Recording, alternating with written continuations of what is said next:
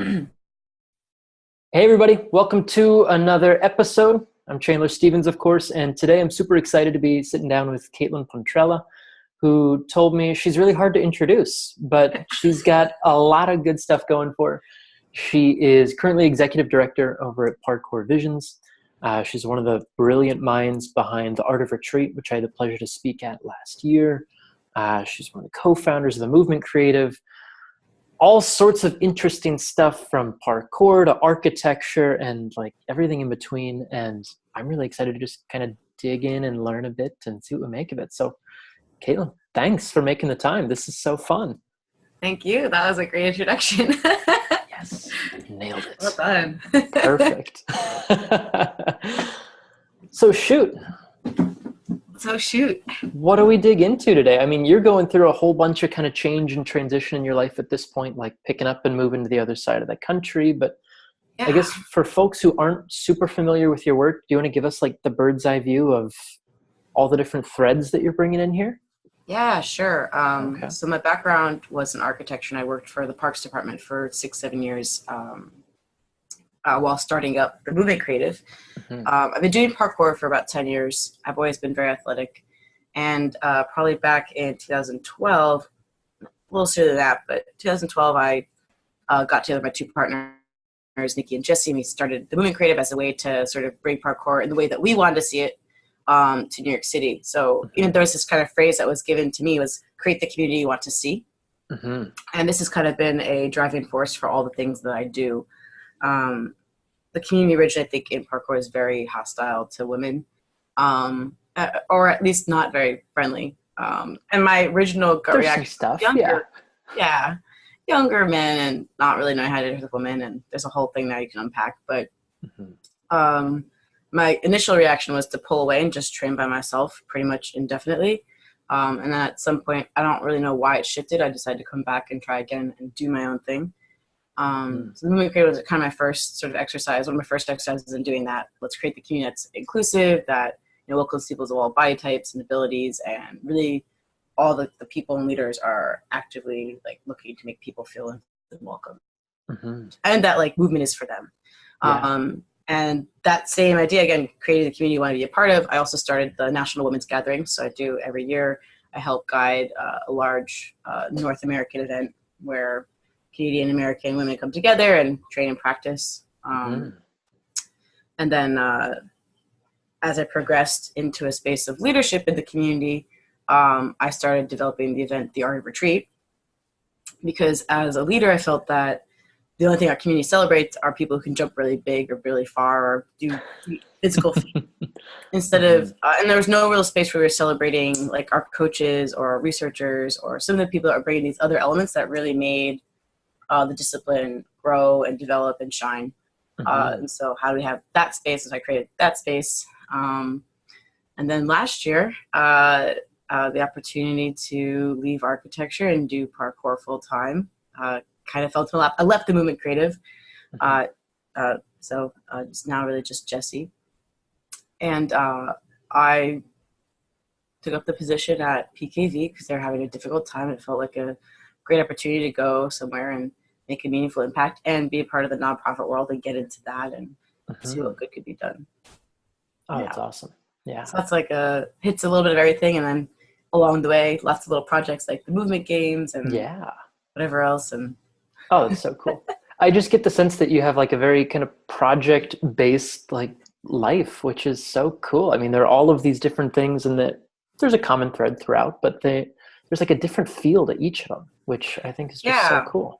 Yeah, I think it's really important. And I tell people this all the time. It's like, look for what's missing and like ask yourself if you can create that. Like if it doesn't exist and you can't find it easily, can you create that? Like that was basically how all of my stuff started. It's like, I really want a stronger women's community. I want to feel like I'm not just training next to someone. I want to feel like I'm training with someone. I want this experience when I train. So I'm gonna create that. And or I want classes that are intergenerational. I want to see people who are in their 50s and 60s training alongside me. So what do I need to do to make that happen? And,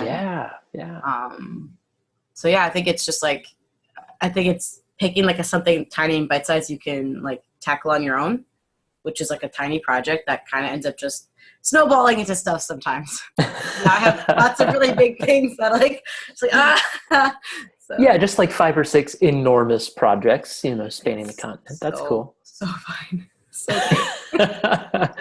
Well, and I'm so glad you mentioned like just the thought behind the art of retreat in particular. Like when I came into it, I mean, shoot, I can do a lot of the parkour skills, but like I'm definitely not in the parkour community.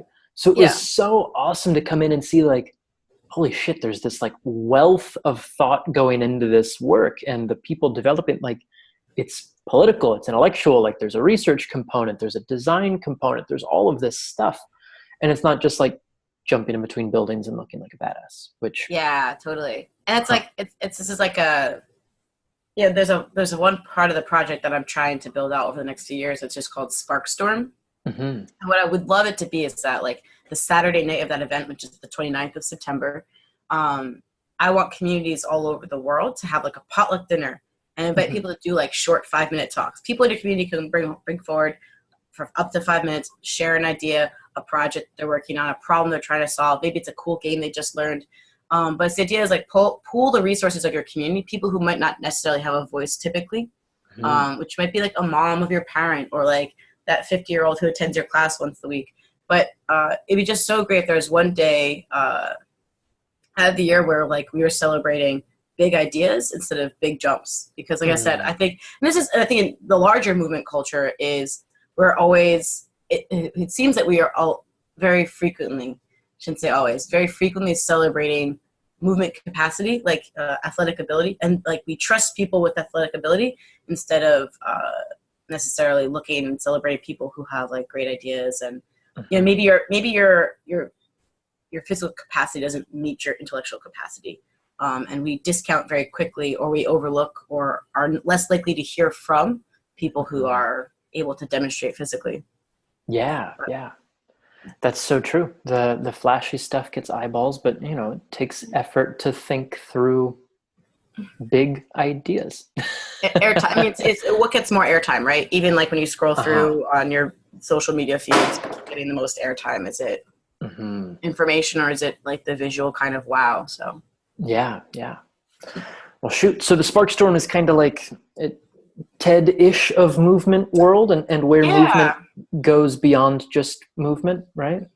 Yeah, exactly. And TED being like super short form, like I said, no more than 5 minutes, and very community facing. And even the retreat, it started off as parkour. It is definitely geared towards people who do parkour, but as we kind of push it, I'm always trying to pull people in from other disciplines, and I think a lot of what we talk about is actually valuable across different disciplines. Oh, for sure. Yeah. I remember when I came away from it, I took a ton of notes and was like, okay. And I think maybe that speaks to something about like parkour as a practice, is like there's so much broad applicability to not just like the skills, but like the ideas and the sort of ethos behind the skills. Yeah, it's definitely it's a melting pot, and I think there's this attitude of make parkour what you want of it. And this is like controversial in its own self inside parkour, but it's like, what's your parkour? And, as long as you're happy doing it, and, don't infringe upon the parkour rights of other people to practice your parkour. But that could include like people bring all their backgrounds, like their dance, and they incorporate into parkour. There's a guy who's doing contact improv and mixing it with parkour on New York Andrew, City. right? Yeah, exactly. Okay. So I think there's a lot of freedom to make what you want of it, or find what you're looking for in it, as long as you're willing to kind of engage. So I'm so curious, what's the controversy about that? Well, there are people there is like historical roots to parkour and like the ethos and philosophy, and there you get into like conversations around like competition or certain movements, and like there are some people who think like there are these movements that are parkour and that these movements are not parkour, and or again, just like the nature of how you behave or show up.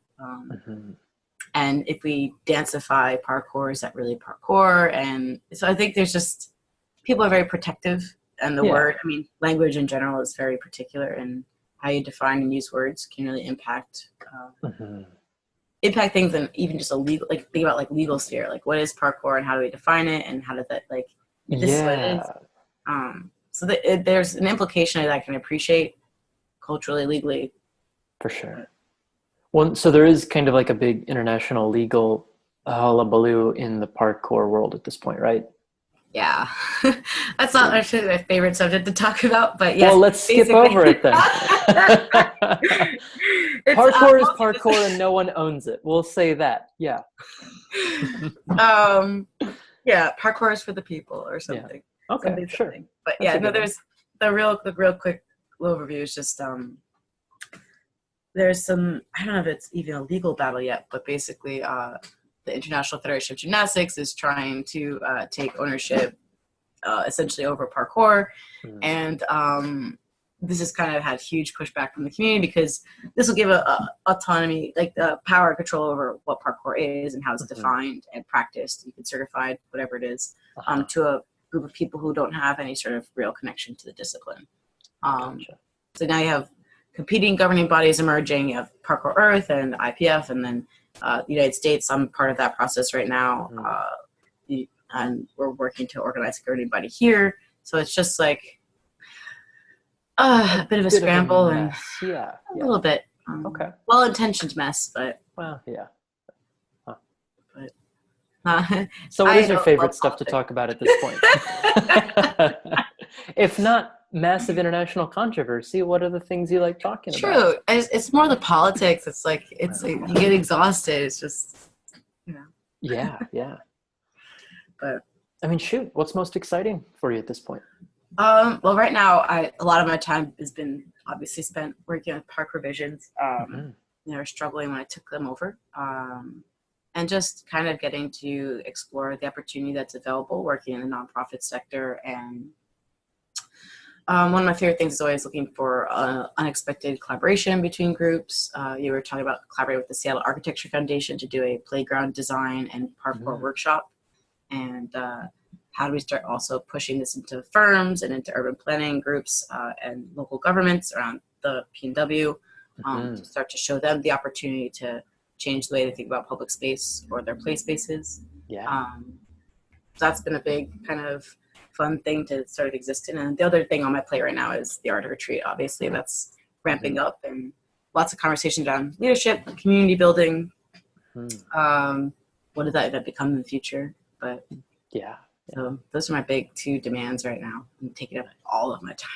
Sure, I can only imagine.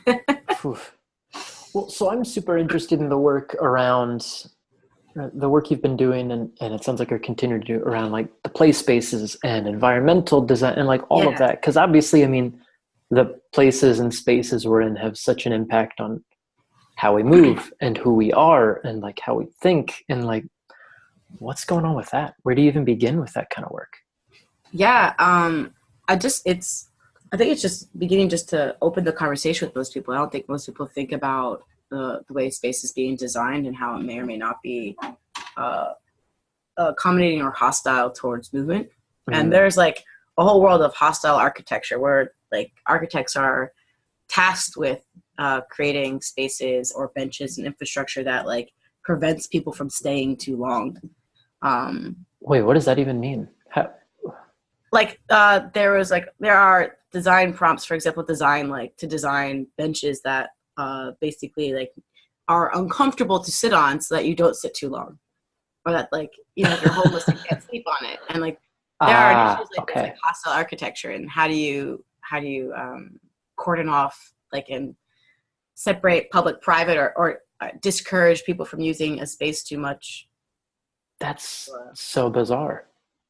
It's more common in cities, obviously. Yeah. I live in a city and I study cities, so that's really my area of interest. And as we become a more urban culture, how are we thinking about movement? And space is a high demand commodity. It's and it's going to become less and less available. And frankly, playgrounds, play spaces are not going to be a priority because developers have more money. Apartment buildings make more money. Yeah, that's That's tricky. How do you start working around that? I mean, Yeah, so I mean, one thing that I've always advocated with when I, especially when I was working in New York, where this is a big problem, space being limited, is aside from uh, teaching people things like parkour, which is like a form of like guerrilla play, essentially, uh, nice. right? Yeah. Also, working with people to raise up the idea of can you create public space where play can actually exist in that space. I think that when we go into our public spaces, very rarely do you see people like jumping around, cartwheeling, playing. They're sitting on blankets or at benches and talking. Uh-huh. There's kind of a low level, like if movement's happening, it's walking and talking. Yeah. And if there is someone jumping around, everyone's kind of like giving them a look, like, Yeah. yeah, and you could tell. It doesn't feel like, I think everyone's kind of had this experience if you've been outdoors, and especially in urban public space. It's if you try to do some movement and you try to like work out, and if it's not like push-ups or sit-ups where it's like very obvious what you're doing, there's like a, what are you doing? Like, yeah, you're playing around, aren't you? You're an adult. if it's like unpredictable movement, it's terrifying and alien, and yeah, you're gonna hurt yourself. Yeah, or someone else, or the space. You're just crawling around. Yeah, you're gonna hurt the space. You're gonna hurt the stone. Please calm down. If 1,000 years of weathering hasn't hurt the stone, I think I'm gonna be okay. Like, oh my gosh, I can't. It's like, but yeah, I mean, like I've crawled around before, and like people are like, what are you doing? Like, get up off the ground. That's dirty. You're gonna get sick. I'm just like, what? So I think it's. You have this, like, we've been conditioned as a society to be anti-play. I mean, that's kind of even in the phrases when we grow up, like, quit playing around, stop climbing on that, get down. Yeah. I could get back to work. The kind of like, anytime you did anything, it's always about like getting back to work, be serious, grow up and be serious. And that kind of infiltrates the way we operate in our public spaces. And we need to find a way to normalize and at least make people tolerant of play and physical activity in our public spaces. And so a lot of it's one, raising awareness, talking to local government, trying to make presentations, doing things like this, putting it in front of people, and showing them that like you can build things to be sturdy and multifunctional, and that like these two groups can coexist, and they're not going to hurt each other. Like, even the way we design our play spaces, we design them to be separated by ages, because we have this idea that it's not safe to have teenagers playing next to 2-year-olds. But, historically, like you look at early century America, like kids, like 7-8-year-olds playing with 17-year-olds, and they did their thing in the street, and everyone got along because there's like a social ecosystem that's understood. And we've been just conditioned out of that. And now, yes, bigger kids don't pay attention to little kids because they never have to be around little kids. But is that healthy? And like adults don't know how to behave around children. Like everyone's worried, like no one's going to be paying attention. It's like, that's because we taught them not to pay attention. And like, that's what we're doing at the designer spaces by separating that out. And then worse is, and then kind of like to top it all off, like we put all of our playgrounds like fenced off now. Like fenced off, this is a space for play, which means like whether or not it's explicit, that means everywhere else is not really for play. Playground, not for play. So like, here are these cool rock formation outside the fence of the playground. Not really supposed to be playing on that, but it's so much cooler than the colorful steps you've provided me over here that are not really challenging. It's terrible playgrounds. That's so interesting. The implicit assumptions around like, you put a fence around something and then there's like, allowed to do it there, not allowed to do it there. And that's actually, I'm super anti, this is funny. I hope that my designer hears this. Colin, we'll have a good laugh over it, but I'm actually super anti parkour park. I hate the idea of having parkour parks. And we've designed a ton of them. Parkour Visions does that. We work with groups who come to us looking for this kind of feature in their parks to appeal for older populations, which I can appreciate. I see as this first step, but like ultimately I don't want us to be doing this, because as soon as you say like the same thing with skate parks, like this is where you do your skateboarding, this is where you do your parkour. That means everywhere else you're not supposed to be here. Go back to your space. And like, I think this is what happened with skateboarding. They created skate parks to get kids out of their public spaces. I don't want to create parkour parks to get people to get us out of our places, because parkour parks are engineered, they're manufactured, and someone has already envisioned up movement to happen there, which is not a bad thing, but a part of what makes parkour beautiful is that you're taking something that was never intended for movement and you're creating that day something new in that world, something that didn't exist before, and learning to see things in a new way. And you kind of rob the creative element if you have like a top down. It's like, we designed this for a Kong, or we designed this for a like. And there's actually, I think, a subconscious sense of safety in that, because you know it's there for that reason. That you have this idea that, okay, other people are probably doing this or have tried this, and I know this is safe. On some level, obviously, physically, whatever, but also kind of the beauty of parkour in the real world, in the wild, is that there is this element of risk that, like, I might get halfway up. I might do a builder and climb and get halfway up or across and then not know if this thing is sturdy or stable, and have to be able to assess and understand my body and my environment. It's more than just the physical. It's the larger context. And for sure. So I think I get really worried with anytime we start building playgrounds and play spaces and we keep indulging in doing like this, because it's just making that gap between merging play into merging play into every day and making it acceptable. It's going to get harder the more we just keep saying it's something we need a designated space for it. It's like we need some way to make it accessible and some way to provide like training wheels for some people to get into it, but not compromising the fact that it exists out in the world as well. And exists like it gives you enlarged in that, like, it's like play is not for the workplace, play is not for home, play is for only certain spaces, and like whatever it is, but like it begins to infiltrate all areas of your life. Like play should be in the workplace. In fact, like some of our most creative moments and personal abilities and understandings of human is coming through play, and play should be, I don't know, in our houses, in our bedrooms, in our living rooms, whatever it is, our backyards.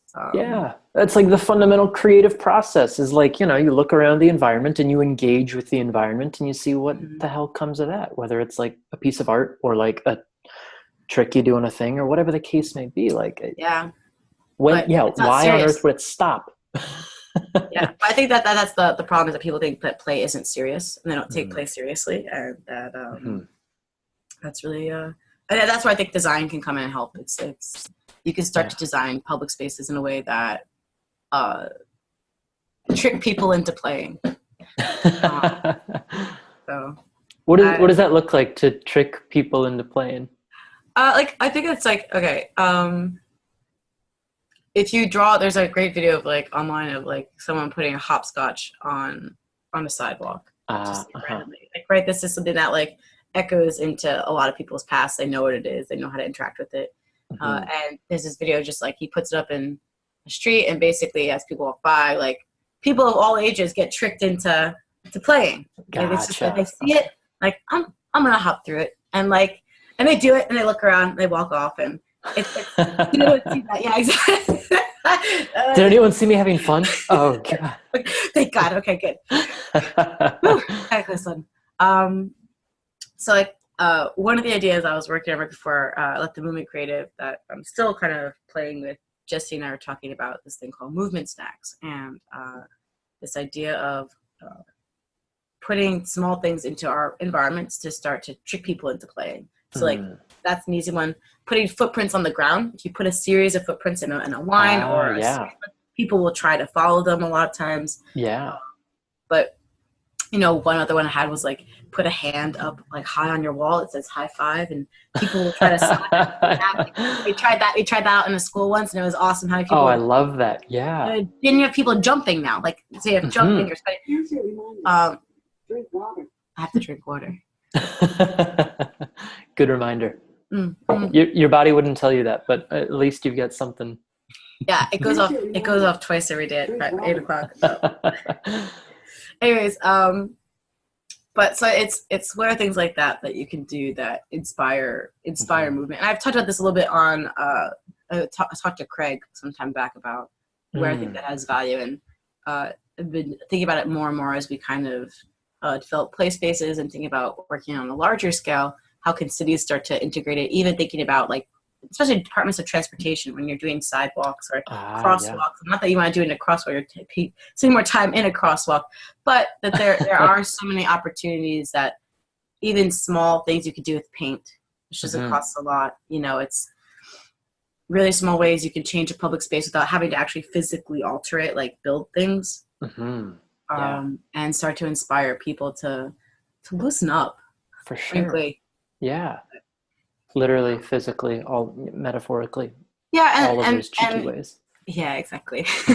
and even small things like, there's so much great art out there now, like sculpture art and installation work. One of my favorite kinds of things to build whenever we do installations is pipe structures that are really low to the ground, like not even a foot off the ground, because that's approachable by people of all ages. Like do a giant maze mess of pipe on the ground and people will kind of walk up to it and balance on it, like, and take their time. Everyone, like, I don't know what it is. If there's a bar up high, people want to hang on it, and if there's a pipe down low, people want to step on it. It's just like we're drawn to kind of interact. You've got those little like invitations that are just like, I mean, a little accessible, a little familiar, a little risky, and it's just enough, all right. And on top of that, if there are other people doing it, that's a big, like, seeing is really important. So if it's in a public space and there are a few other people doing it within, like, that look kind of like you, there's like a way more significant chance of you doing it. For sure. Yeah. So another important reason to get out and train in public. Yeah. Well, and so that makes me wonder about, I mean, what kind of, like, how do you tackle the accessibility challenge? I mean, for like differently abled bodies and all of this, like, because obviously, if you've never moved in your life, you need something low to the ground or low overhead, but like, what role does accessibility play into like this design kind of challenge? Oh, that's a great question. I think it's still a problem that needs an answer to solve it. The thing is, like, no one's kind of like gone off and done intensive research on, like, does this work? Does this work? Does that work? We experiment, like, through all of my installations. I can tell you, I've done 3, 4, 5 dozen temporary installations, and I could tell you from those experiences, from experimenting, seeing who engaged and who didn't, what worked and why it didn't. But I can't say, oh, because this was 2 inches higher, if I had this, or, I can't, there's no formula for it. And a lot of it, to me, ultimately comes down to less about the design and more about the social space, which isn't necessarily designed. It's like I was saying, if you're 55 years old and you're in this space and all you see are a bunch of children playing, you're basically told that this is not a space for you to play. Yeah, exactly. Yeah. But if you're there and there's a bunch of other people, maybe late 30s, early 40s, or older, you're just coming within a range of your age, it starts to become a lot more accessible to you, and you're a lot more willing to engage with it, or even be open to engaging with it. So that's not something I can even design. I can provide people. I can think about creating an experience where people might engage, but on a day-to-day basis, I don't know. I thought that was so cool in Art of Retreat. I think it was Nancy, right? Talking about PK Silver, like get not parkour for old folks, but like making it accessible to people of all sorts of different ages. It's like, you don't need to jump from that to that or do it. It's like, I don't know. There's something really cool about that. Absolutely. And we're doing the same thing here. We're starting up a program calling Playful Aging. And we're targeting populations 55 plus, trying to work with the community centers to do a program that introduces low impact movement, focusing on people who have had less of a movement background. Because, by the way, like, geez, like, I've seen people in their 60s and 70s like move. I'm just like, I want to be you. Like, I saw an amazing video Julia's doing right now, and women who are in their 70s on trapeze, and it's just like incredible. I'm just like, the human body is so capable at so many ages. It's just like, we need to kind of get out of that idea. And the reason we lose ability is because we stop using it, right? Like, you're not going to get better at moving by not moving. In fact, you're going to get worse. So, and that's such a cut and dry. It's like, that's the obvious truth of it that we don't talk about so often, is like, you fundamentally have a choice. It's like, do you want to get better at this or do you want to get worse? Yeah. I kind of see it like as like in some ways where our bodies are sort of like machines. Like, if you don't use them for a while, like, it's going to get gummed up. And like to move for the first time after not moving for a while, it's kind of like, It's going to be weird. It's going to be weird. It might be uncomfortable, even a little painful, because like it's kind of like nothing's greased up. Like everything has to kind of crunch through and get back into motion. And like it's you're going to be really sore and really tired, or like you're going to have limited range of motion as you kind of re-stretch out, like and you re-warm up your body to this idea of doing what you're doing. And so I think it's discouraging. It's unfortunately discouraging because people experience like, well, I'm not like, they move, it's like painful or it's uncomfortable. It's like, well, this is just how it is. People like accept like I'm supposed to be in pain, but it's like not. Pain is actually not the natural state of the human body. Believe it or not. Yeah, and, no. If doing things if moving around every day is causing you pain, like that's something you should prioritize addressing, because for sure. If it sucks at 50, it's going to really suck at 80. It's going to be terrible. 60. Yeah. Or if it sucks at 20, I've met so many people in their 20s who have chronic pain and injuries, things that they've sustained as children, that like, oh, I've just had this for years. And it's just like this now, you know? And it's just like, you can work through scar tissue. You can restore mobility. There are people who had worse injuries than you that have managed to find a space of being pain-free.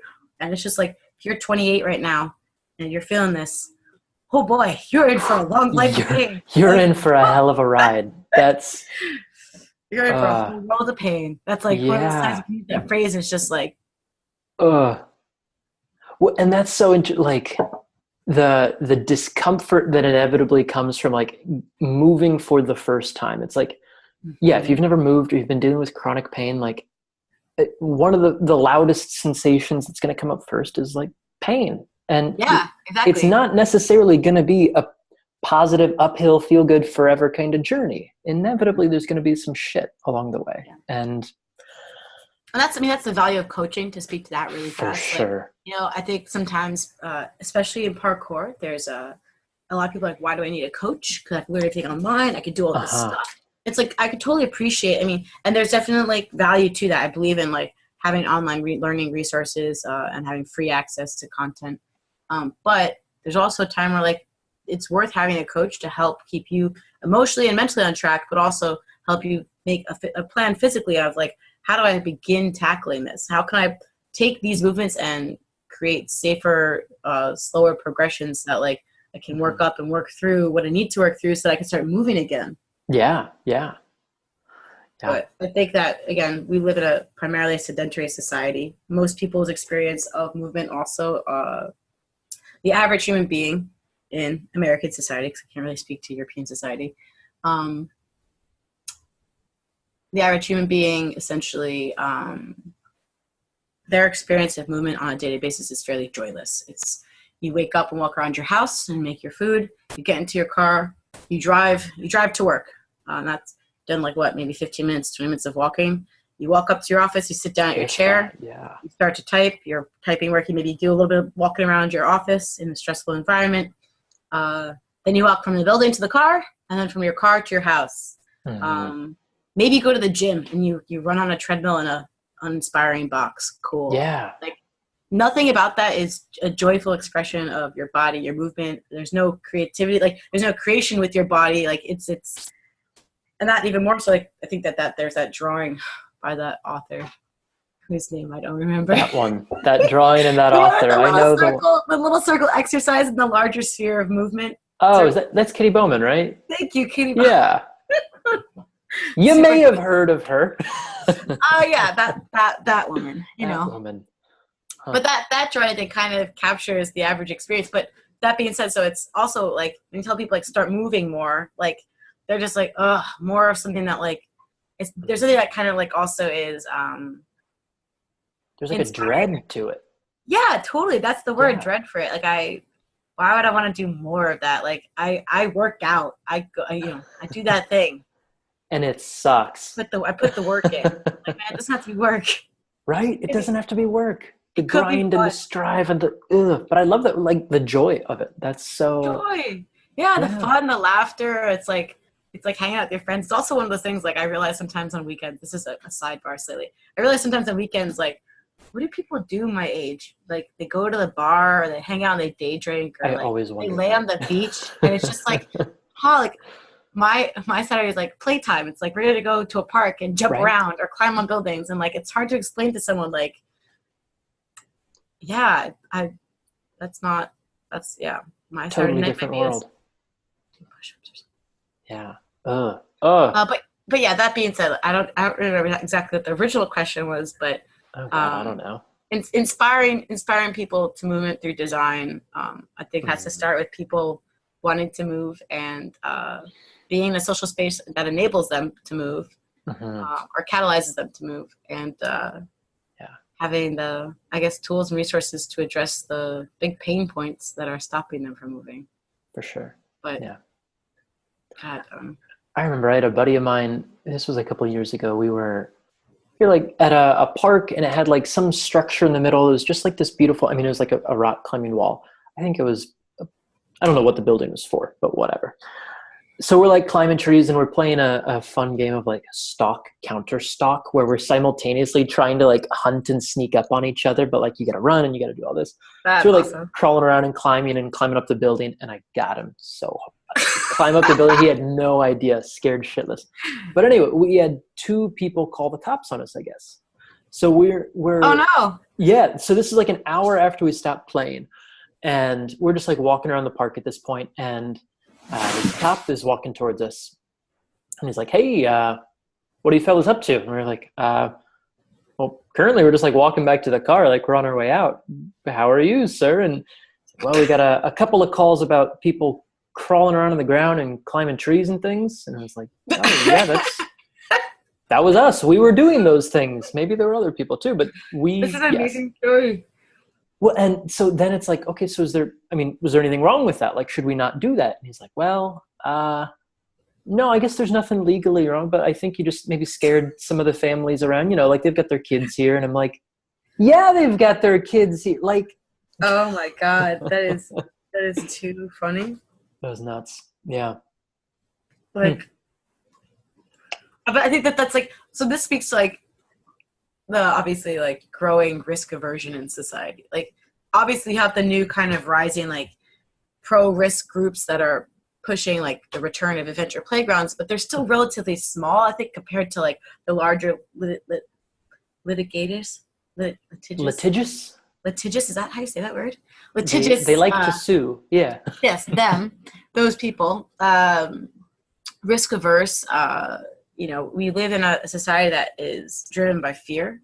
In all ways, all the ways, we're always thinking about how could things go wrong. And even like, on TV, politically, personally, we always hear bad stories, and so we're constantly bombarded with fear of how, like, what's the worst case scenario. And I think that's like, living in a culture of fear only breeds more fear and paranoia, and it begins to seep into everything. I'm afraid of the germs on my stove, and I'm afraid of walking out my front door and leaving things unlocked. I'm afraid of my neighbor if I live in the city, because who knows who they might be. Yeah. God forbid I knock on the door and find out. But I think that the culture of fear that is very much prevalent today is such a definer of the way we behave and interact with other people, and even can like looking at like what you're doing, it could be dangerous to others for all you know. Like you are being reckless from the outside perspective, because I would never do that with my body. And maybe you're not paying attention, you're gonna hurt someone else. And if you're so crazy to be doing something so outside the norm, who's to say you're not going to be so crazy to, who knows? Who knows? And that's the crazy thing for me, is that like just being alive is a risky thing. Like you're going to get hurt at some point. So, buckle up. Like it's just going to happen, not to be doom and gloom, but like, I was walking in the trails with a buddy of mine like 2-3 weeks ago, and a guy on a mountain bike ran into him.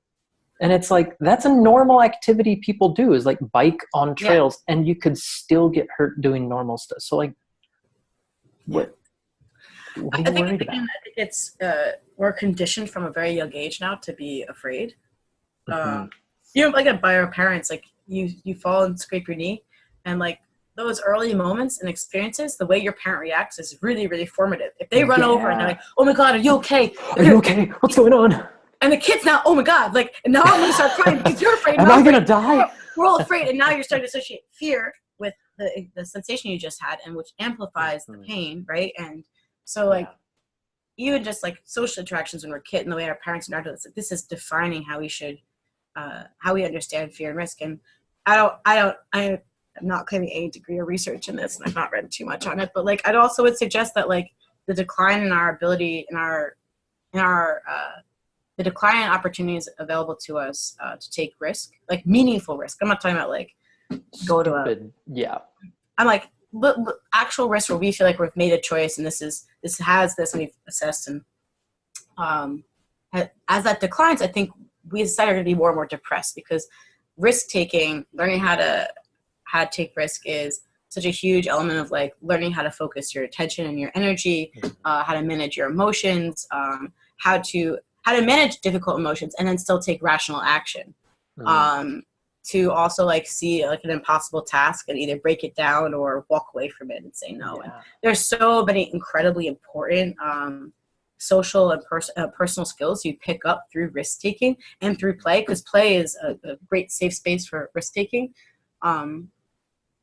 That as this becomes more and more absent in a meaningful way from our childhood and our young adulthood and our adulthood, I think people are going to be like more disempowered to take risk in their life and more depressed. You know, like one of the most difficult things for me to do was switch out of my career in architecture, because it was an enormous risk. And if I didn't have the practice I had, I guess, taking risks through parkour, I wouldn't have had even some of the most remote emotional comfort to contemplate that decision. And I think that a lot of people have these risks in their larger lives, like in their careers, in their family, with their health, and their relationships, like I was saying.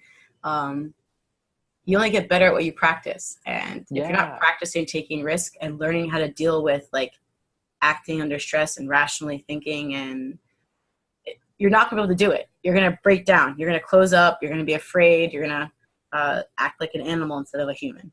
And I think that's like, well, and that's crazy. Like, it seems if you're going through whatever physical practice and like you're keeping it just as a physical practice, you're missing out on so much stuff you could get from the fact that like your movement practice might be a metaphor for how you are in the world. And it's like, why not give yourself that, even just the possibility that could be a thing? Yeah.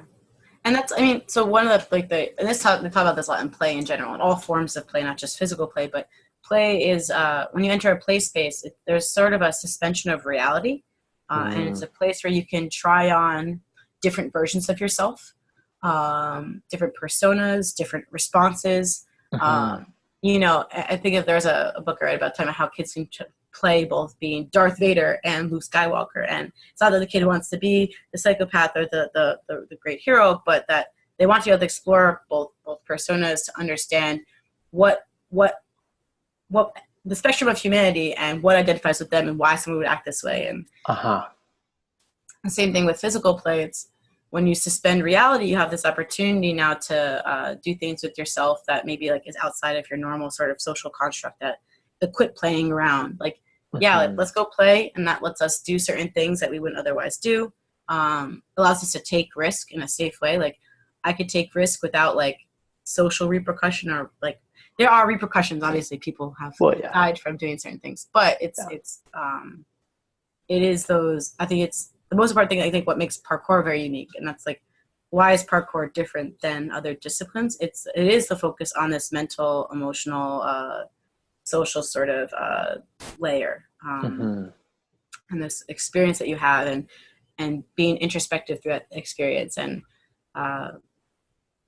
feeling fear, and then moving through it to make a decision, whether it's a yes or a no. And one thing that I think that, you know, one of the more powerful lessons I took from parkour was also like learning the ability to say no, not today. Like go to a big jump and be able to say no in front of a big group of people. Like you're out with your community, you're in a jump and everyone's like, yeah, you could do it. And you have to be able to say, like, to be able to stop, feel all that pressure, feel your fear, and then also say like, no, not today. No, and feel good about saying no. More importantly, feel good about saying no.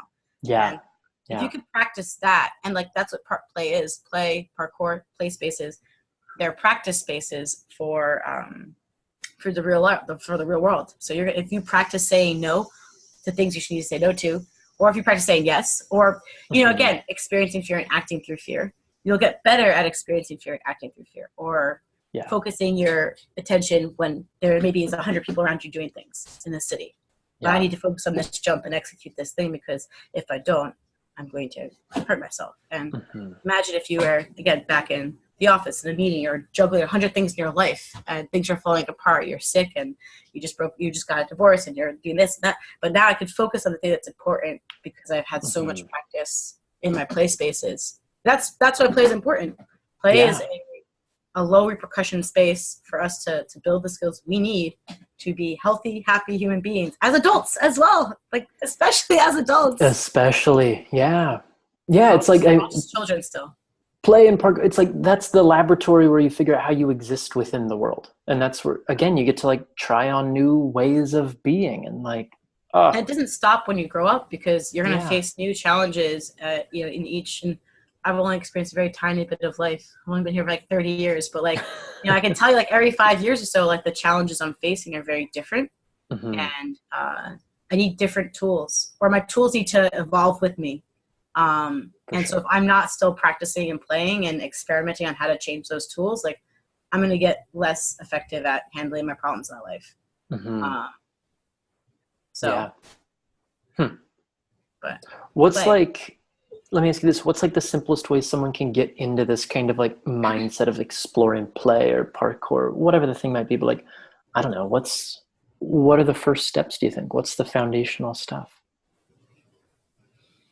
Gosh, I think it's different for everybody. But give me one broad brush stroke that applies to everyone, everywhere, regardless.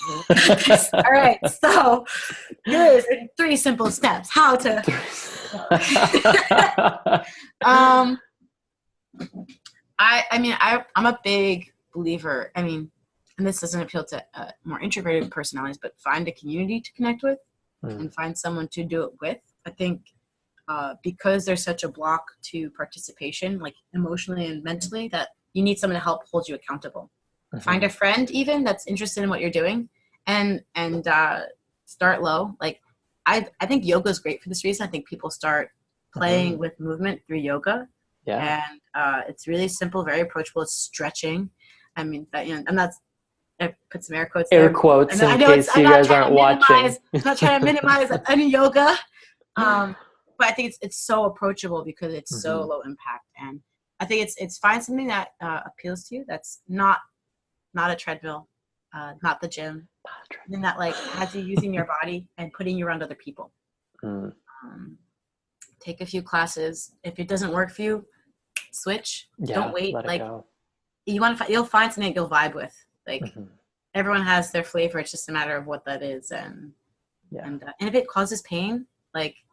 Stop, but then figure out why and fix it. Like don't let pain be the thing that's like stopping you forever from movement. And that's, I think, the bigger thing is I've met, like I said, so many people, especially in the late 20s, like spent 5 or 6 years now in the professional world out of college, and their bodies are like they have back issues and leg issues and from sitting prolonged for days. It's just like you're investing in like hurting yourself every day. So you have to also undo that interest you don't want to compound.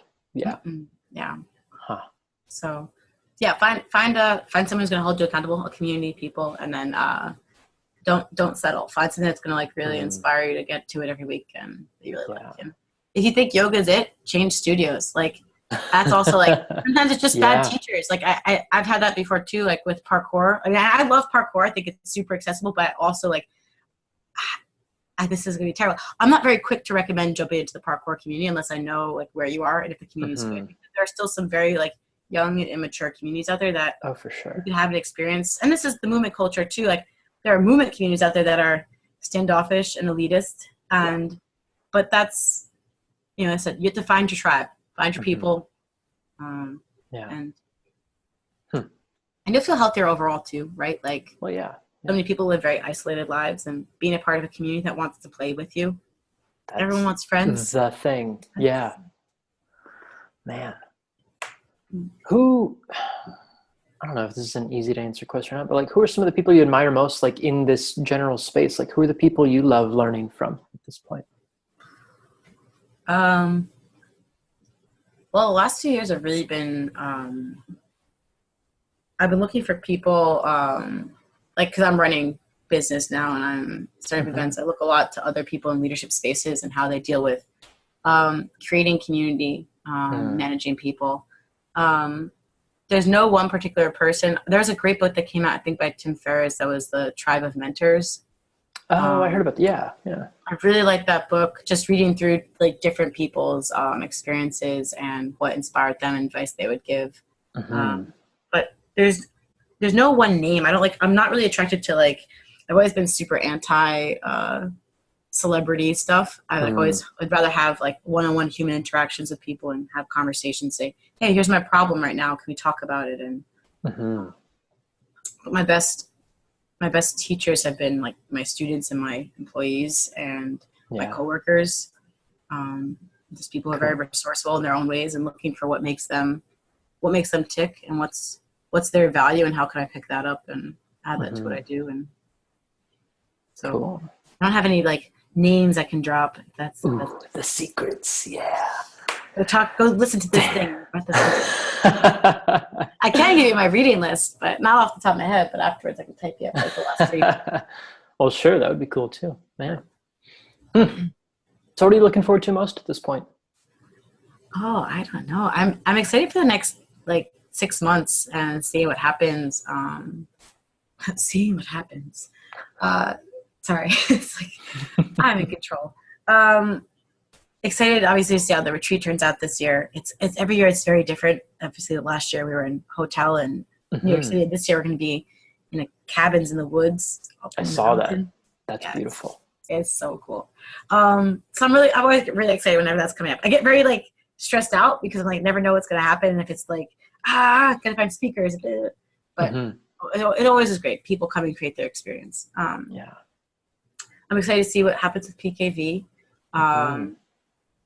And then I have a few new things. I'm sort of like I don't know if I'll like follow through on them, but little projects starting to open up. I really want to start to design and create this weekend intensive. So again, I look at things that I'm missing in my life and I create my events and my projects out of that. So women's event, wanted a women's community, created a women's event, wanted a peer network that was connected. So I created the retreat. And now I want, I want people I can learn from actually. And this was like, I felt like that I can learn from, but I can also share too. And like, there's not just,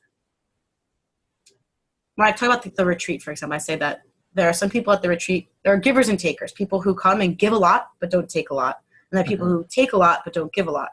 And they have to be together because I think that's how you evolve a community, you know? Yeah. Leaders have to give to the followers so the followers can eventually become leaders on their own right. And then those new leaders have to invest in the new set of followers and so on and so forth. That's the system you choose to be a part of. That's what parkour is anyways. But it's been a while since I don't get a lot of opportunity to be in a space where everyone is equally giving.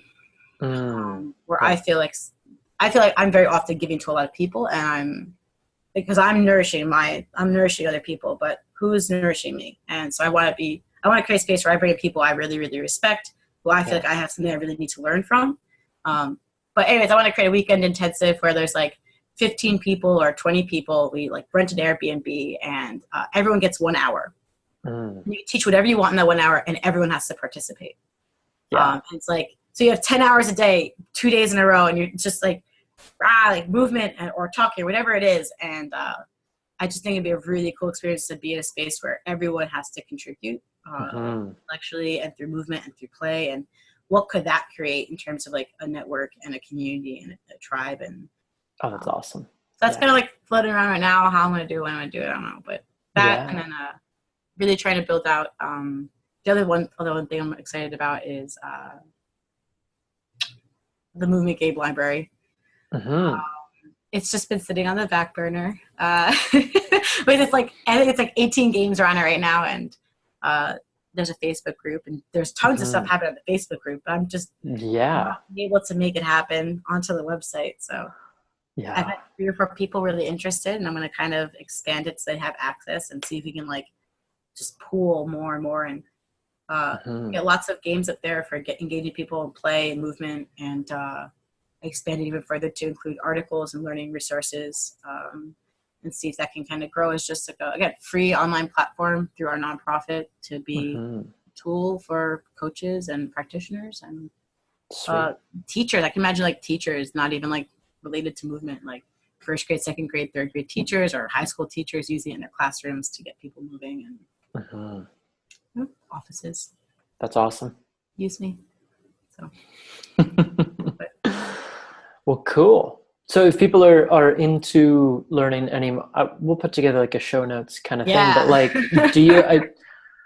are you taking on new inquiries? Are you like, what do people, totally. how do they engage with you? I have a personal website, CaitlinPontrella.com. And I'm always looking to do work, and I'm always looking to talk about what I do and talk about play and parkour, especially in public space. So design stuff, like, please send it my way. And then, as a nonprofit, one initiative that I'm really interested in growing with Parkour Visions is our fiscal sponsorship program. And this is where we can work with for-profit companies and help them achieve like a social bottom line. So, if there are grants that are local in your community, we can, and that align with our mission. You have a project or a program you want to start up. Maybe it's like free parkour classes once a week or natural movement or whatever it is.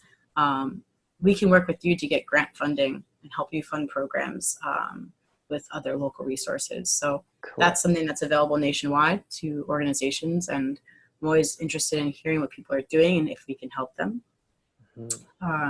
Making PKV really a catalyst and supporter of the growth of the community in a positive way, making it more inclusive. So my email, just email me. I love meeting people. Also, if you're just interested and curious, I love talking. I love talking. Yeah, Oh man. Well, shoot, Caitlin, thank you. This was like so, I don't know. I've got a lot of stuff to chew on. So I'm glad you took the time, and I really appreciate it. Yeah, thanks for talking too. I wanted you to come out against this retreat this year. I messaged you, but you didn't respond.